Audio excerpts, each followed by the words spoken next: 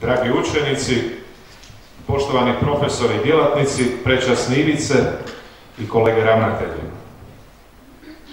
Želim da vam ovaj program, uostalom, kao i sve što činimo u i oko ove naše školske zajednice, bude na užitak uhu, oku i srcu.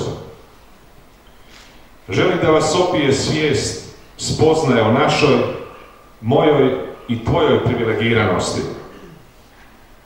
Bog je postao meni slični. Rodio se za mene.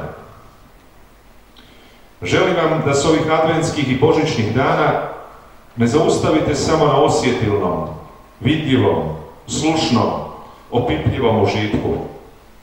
Ne odričite ga se, ali molim vas, prigrlite ga i obogatite krasne etimologije riječi bogatstvo, Bog, dubinskom spoznajom srca i vjere, te prihvatite kao izazov, kao životni program. Pretočite oduševljenje vašeg zanosa i rada u školskim i izvanškolskim aktivnostima, u vaše domove, susjedstva, župe i gradove. Budite poput svjetlećih jaslica koji sjaje Božićem na spas svih. Budite smiješak novorođenog kralja kraljeva.